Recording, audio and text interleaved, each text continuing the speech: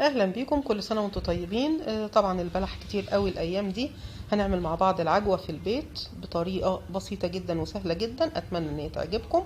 بس قبل ما نبتدي، لو اول مره تشوفي قناتي مطبخ ماما منال، اتمنى ان انت تشتركي فيها، اضغطي على زر الاشتراك الاحمر وفعلي الجرس واختاري الكل عشان يوصلك كل جديد.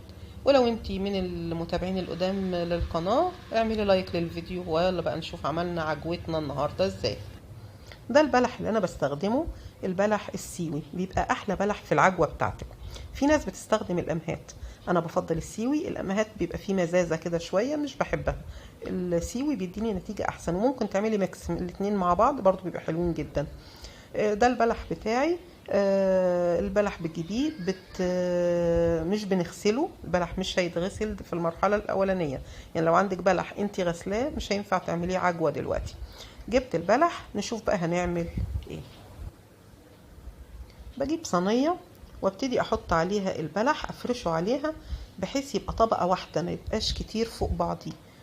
اي بلحه مش حلوه انا بستبعدها وبرميها، وابتدي افرشه كده على الصينيه بحيث ما يكونش كتير على بعضه. بعد كده باخده احطه في الشمس. كده دي مش حلوه، هرميها برضو. هحطه في الشمس، وكل يوم بعد الظهر ابتدي ان انا اقلبه واسيبه لتاني يوم. نشوفه بعد يومين شكله في الشمس، اشوف شكله بعد يومين هيبقى ازاي. ده كده شكل البلح بتاعي بعد يومين. طبعا ابتدى يستوي شوية، هتلاقي عليه تراب، ما تشغليش بالك خالص، احنا هنغسله وهيبقى نضيفه زي الفل. كده بعد يومين انا هقلبه وهسيبه كمان يوم في الشمس ونشوفه بعد كده. ده كده بعد حوالي 3 ايام. انا هعمله النهارده بقى، هبتدي ايه اخزنه. هو انا استعجلت عليه عشان عايزه انزل لكم الفيديو، بس كان المفروض اسيبه كمان يوم او 2 كمان يستوي اكتر. نشوف بقى هنعمل ايه في البلح بتاعنا ده. انا كده خدت البلح بتاعي تحت الميه، ميه جاريه، وابتديت اغسل البلح كويس جدا جدا من اي تراب موجود فيه. وبعد كده هغلي ميه على النار ونشوف هنعمل ايه بعد كده. دي الميه بتاعتي اللي بتغلي، والبلح انا غسلته ونضفته كويس جدا. هسقط البلح في الميه اللي بتغلي واسيبه يغلي لمدة دقيقة واحدة. وبعد كده اخد البلح احطه في مصفى اصفيه من اي مية فيه، وبعد كده نشوف هنعمل ايه. ده كده البلح بتاعي بعد ما صفيته كويس قوي من المية اللي فيه.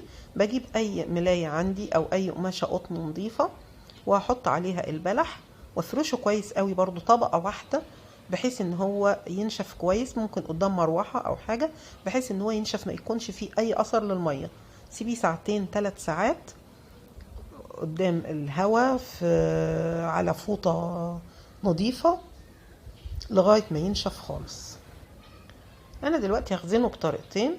اول طريقة، انا بجيب اكياس التلاجة احط فيها كمية البلح اللي انا بحتاجها على قد مرة واحدة، انا بحتاجها على قد احتياجي في المرة. وابتدي بعد كده اضغط الكيس كويس جدا، اخرج اي هواء موجود. الضغطة دي ليها فايدتين. اول فايدة ان انت بتخرجي الهواء، لان الهواء ممكن يخليه يبوظ. تاني فايدة انه بيخليه ينزل العسل بتاعه. اربطه كويس جدا، وده بحطه في التلاجة بتاعتي، ممكن يقعد لغاية سنة وبيبقى حلو جدا وطعمه حلو جدا. الطريقة التانية اني بجيب هنا البلح بتاعي، ببتدي اشيل النوى، ولو في اي حاجة مش كويسة، لو في سوسة او حاجة برمي البلحة، بتأكد من نظافتها. اعمل البلح كله افصصه واطلع النوى منه، وبعد كده هنبتدي ان احنا نكيسه. دي الكمية اللي انا عملتها. هجيب برضو اكياس تلاجة وابتدي احط فيها البلح بتاعي. البلح ده بقى اللي انا هشيله في الفريزر. فعلا ممكن تخزنيه سنة واتنين، يعني ممكن سنتين بستخدم في البلح اللي هو العجوة ده، بيبقى زي الفل. كده برضو بنفس الطريقة هضغط عليه اخرج الهواء، والضغطة دي بتساعد ان هو يطرى وينزل العسل اللي فيه. وابتدي افرده علشان ما ياخدش حيز كبير في الفريزر. وابتدي اسخن سكينة واقفل الكيس من فوق، بحيث ان هو ما يبقاش فيه اي هواء. واخزنه من سنة للسنة.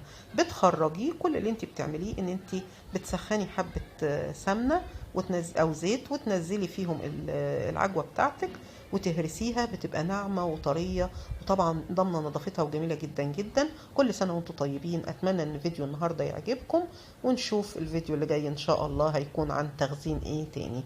شكرا.